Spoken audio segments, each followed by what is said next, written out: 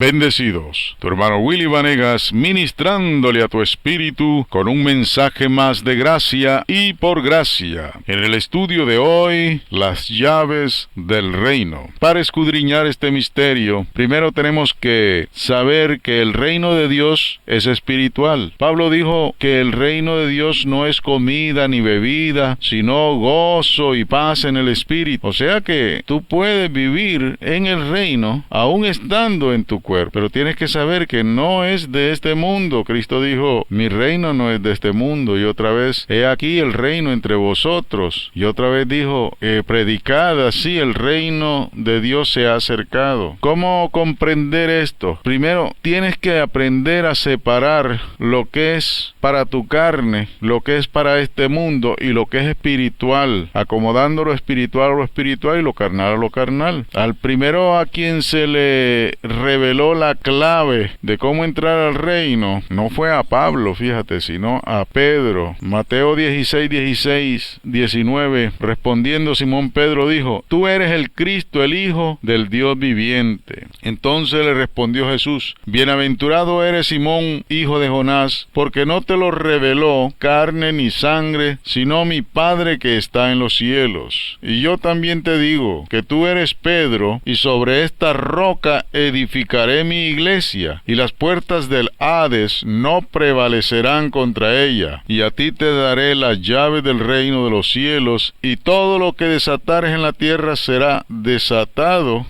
Cuando Jesús habla de cosas celestiales o espirituales usando ilustraciones terrenales, no podemos darle una interpretación literal. Las llaves aquí vienen siendo una clave, un modo o forma de cómo entrar al reino, o por lo menos cómo abrir las puertas del reino. Acuérdense que Jesús dijo, yo soy la puerta, el que por mí entrare será salvo. Ahora, hay una clave de cómo abrir esta puerta. Debemos de saber entonces que la clave aquí fue la confesión de Pedro, lo que le abrió la puerta. Pablo escribió que si confesares con tu boca que Jesús es el Señor, y creyeres en tu corazón que Dios le levantó de los muertos, serás salvo. Porque con el corazón se cree para justicia, pero con la boca se confiesa para salvación. O sea que hay una confesión que abre la puerta del reino. Esto es lo que Pablo llama edificado bajo el fundamento de los apóstoles, siendo la principal piedra de ángulo Jesucristo mismo. Y otra vez dijo, porque nadie puede poner otro fundamento que el que está puesto, el cual es Cristo. Hay un modo, hay una forma, hay una manera que tú no puedes cambiar. Ese es un fundamento inalterable, que por más sabiduría, más conocimiento que tú tengas, no puedes cambiar esta manera de entrar al reino. De nada vale que se te hable de la sabiduría predestinada o se te cuenten todos los misterios del reino si todavía tú no has entrado en él.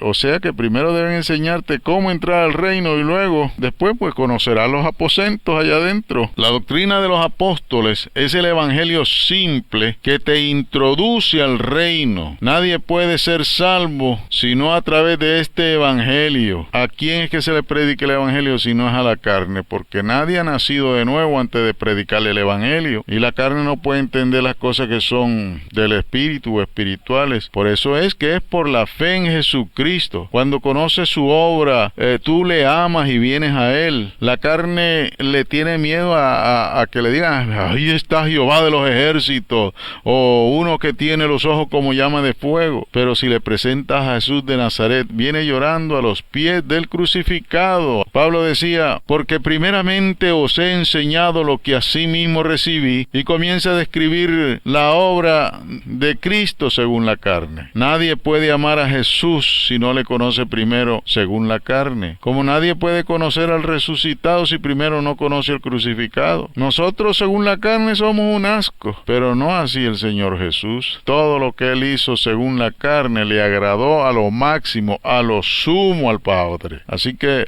primero se enseña la obra de Jesús en carne para que creas en tu corazón y nazcas del Espíritu. Pero ¿cómo creerán si no hay quien les predique? ¿Y cómo confesarás si el que te predica no cree que hay que confesarle con la boca, ni siquiera que el pecado existe? Porque hay una doctrina que dice que no existe el pecado ni el diablo, que Cristo lo destruyó y Cristo quitó el pecado de en medio, pero pero cree que es que quitó el pecado del mundo. Hebreos 9:26 y 28, resumiendo, dice: pero ahora en la consumación de los siglos se presentó una vez para siempre por el sacrificio de sí mismo para quitar de en medio el pecado. Así Cristo también fue ofrecido una sola vez para llevar el pecado de muchos. Aquí interpretan que estos versículos significan que Cristo quitó el pecado del mundo, o sea que ya no existe el pecado. Si esto fuera así, ¿por qué entonces predican que Cristo no murió por todos, sino por los muchos? Y aquí lo dice, porque si no murió por todos, pues hay unos a quienes dejó con pecado. Pero aquí dice que Cristo llevó el pecado de muchos, no de todo el mundo. O sea que hay algunos a quien Cristo deja en pecado y mueren en pecado. Quizás me diga, pero Cristo es el fin de la ley. Y también dice la palabra, y sin ley el pecado está muerto. Yo también creo así. Entonces me dirás, pues entonces estamos de acuerdo que el pecado no existe. Él es el fin de la ley para justicia a todo aquel que cree, no para los incrédulos. Déjame explicarte cómo entonces se elimina el pecado. Es muriendo como se te libra del pecado, de la ley y del diablo. El que está vivo para el mundo está vivo a la ley, al pecado y a todo lo que afecte a este mundo físico, incluyendo las hechanzas y maquinaciones y engaños de Satanás. Romanos 7, 4 y 6, resumiendo, dicen: habéis muerto a la ley mediante el cuerpo de Cristo, para que seáis de otro, del que resucitó de los muertos. Pero ahora estamos libres de la ley, dice, por haber muerto para aquella en que estábamos sujetos. Es decir, Cristo no quitó la ley, sino que te sacó de la ley.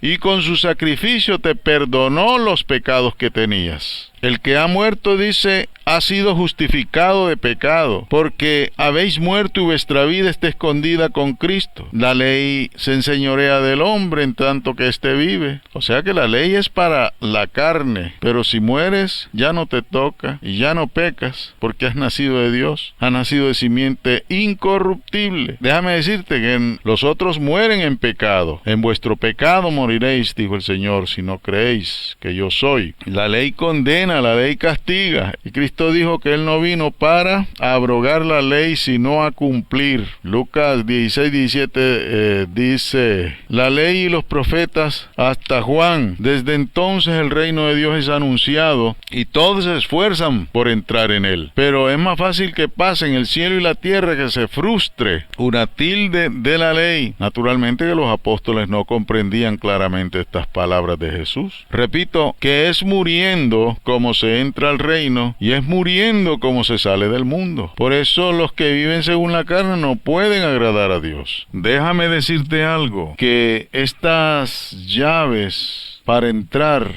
el Señor se la dio a sus discípulos antes de Pablo. El Evangelio es buenas nuevas de salvación para los hombres. Pablo predicaba esto, además de que se le había dado un conocimiento. Para entrar en este conocimiento había que salirse un poco de todas las tradiciones y todas las costumbres judías para poder adquirir un conocimiento que es realmente para los que ya están en el reino. Pero el Evangelio para predicar por todo el mundo no es esto que se le dio a Pablo, sino lo que primero Pablo predicaba, que es el Evangelio simple y sencillo de los apóstoles. Y de esto vamos a hablar, pero déjame antes explicarte lo que quiere decir quitar el pecado de en medio. Actualmente el pecado existe no solamente en la carne de los incrédulos, sino también en la carne de los creyentes. Pablo dijo en Romanos 7, 20, 21, y si hago lo que no quiero, ya no lo hago yo, sino el pecado que mora en mí. Así que queriendo yo hacer el bien, hallo esta ley, que el pecado esté en mí. Por eso es que se nos declara muertos a la carne, pero vivos en espíritu, para poder decir como dijo Pablo, ya no lo hago yo soy un espíritu, sino el pecado que fue condenado a la carne.